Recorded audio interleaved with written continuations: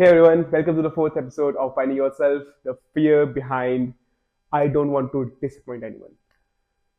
It may be the hidden fear, a fear of rejection, or a fear of losing your belonging. If you ever said a yes जब तुम्हारा दिल चिल्ला रहा हो no, then this episode is just for you. क्योंकि I don't want to disappoint anyone. It sounds so humble. It sounds so nice, right? But behind that line, there is often a heart that is tired, a soul that is scared. और एक इंसान को खुद हर रोज अपने आप को छोटी छोटी बातों में कॉम्प्रोमाइज या एडजस्ट करना पड़ता है या सेक्रीफाइस करना पड़ता है सिर्फ इसलिए क्योंकि कोई नाराज ना हो जाए.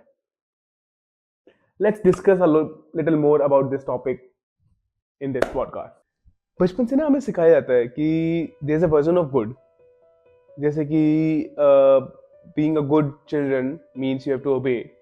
Being a good students, like you never ask any questions. Being a good friend means you can adjust.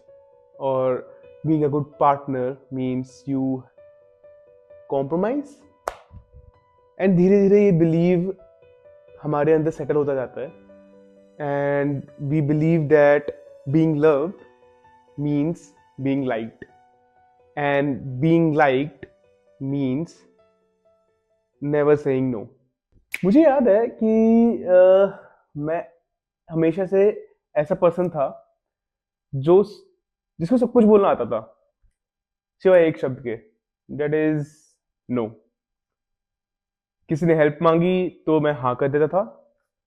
किसी ने एक्स्ट्रा काम दिया तो I said sure I will do it.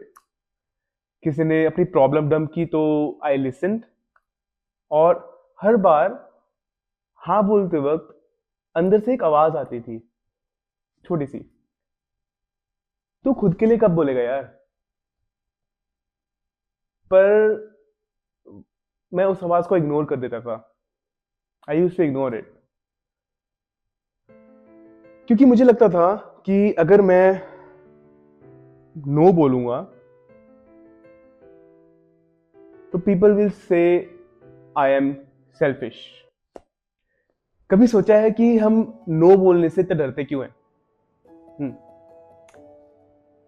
क्यों हम इतना रिस्पॉन्सिबल फील करते हैं सबके इमोशंस के लिए? It's because somewhere down the line along the way we were taught that love is conditional, that we have to earn it by being useful, by agreeable, or by being convenient. Maybe जब हम छोटे थे और किसी ने नाराजगी दिखाई तो हमने सोचा कि if I make people happy they will stay, and that became our coping mechanism. ये पैटर्न चाइल्डहुड से अडल्टहुड तक आ जाता है. We become people pleasers, not because we want to but because we are scared of losing the connection. मुझे याद है मैं ना एक प्रोजेक्ट पे काम कर रहा था और मेरे बॉस ने बोला कि can you stay back tonight, deadline है. मैं बहुत थका हुआ था, पूरा दिन काम कर रहा था और माइंड और बॉडी दोनों बोल रहे थे कि छोड़ दे यार. पर फिर भी मैंने आंसर दिया ऑफ कोर्स आई विल. और जब मैं रात को 11 बजे ऑफिस से निकला, I remembered looking at my reflection in the car window, thinking why did I से यस, कि किसको इंप्रेस कर रहा हूं यार. That night I realized half the things I said yes to aren't even for the others. They are just to protect my image of being good. We think that saying yes is an act of kindness, but sometimes it's manipulation of ourselves. we say yes because we are scared of rejection. We agree because we can't handle disapproval. We sometimes overextend ourselves because we can't handle the sense of being not enough. But here's the truth: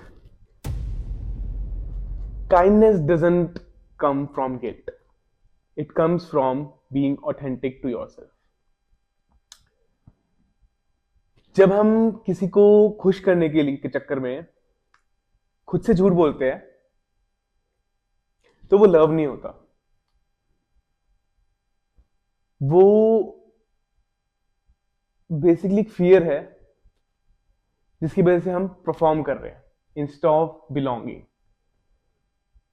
so when you are not truthful to yourself, then giving care to others or saying yes to others is sort of a performance that you're putting up. The weight of constant yes. ये कभी notice किया है जब तुम सबको हाँ बोलते रहते हो तो तुम्हारी बॉडी तुम्हें रेजिस्ट करने लग जाती है. You get tired, you feel irritated without knowing why, because deep down you know that you're betraying yourself every single time. It took me years to realize that every single yes that I'm giving to others is actually a no to myself. और ये pattern dangerous है. It's really dangerous, क्योंकि एक दिन you will feel completely empty. कि तुम्हें इतना समझ नहीं आएगा कि तुम खुद के लिए क्या चाहते हो. और उस दिन मुझे समझ में आया कि saying no doesn't mean that I am bad. It makes me real. क्योंकि जब मैं खुद के इमोशंस को रिस्पेक्ट करता हूं तभी लोग मेरे को रिस्पेक्ट करेंगे genuinely for my authenticity, not for the performance act that I'm putting up for them. The cost of people pleasing. People pleasing एक silent cost के साथ आता है, that is resentment. अगर तुम हर बार दूसरों के लिए अपनी बाउंड्रीज को क्रॉस करते रहोगे तो एक दिन तुम उन्हें क्वाइटली हेट करने लग जाओगे. और आयरनी ये है कि वो लोग तो खुश रहेंगे, तुम अंदर से बर्न हो जाओगे. And the true kindness is balanced. It's not that I will do everything for you, it's I will do what feels right for me and healthy for both of us. Belonging versus approval, ये दोनों अलग चीजें हैं. Belonging का मतलब है that तुम जैसे हो people will accept for you who you are. Approval का मतलब है कि तुम्हें उनकी एक्सपेक्टेशंस के हिसाब से एक्ट करना पड़ेगा. And most of us are chasing approval, but what we really want is belonging. और बिलोंगिंग तभी मिलता है जब आप अपने रियल सेल्फ को दिखाने की हिम्मत करते हैं, even if it means disappointing a few people. जैसे कि हमारे कुछ दोस्त होते हैं ना, जो जिनके सामने हम खुल के रह सकते हैं, and that connection, that is belonging. And I can bet on it that you will value that belonging more than an approval from a fake friend or any kind of relation. So next time जब आप किसी को हाँ बोलने जा रहे हो, एक सेकेंड रुकना and ask yourself, am I doing this out of love or am I doing it out of fear of losing it? Because the truth is, if you say no and that breaks a bond, then that bond was already too fragile to survive the truth. You don't owe anyone perfection. You only owe honesty to yourself. And remember, you were not born to please everyone. You were born to become someone. So let's keep finding ourselves.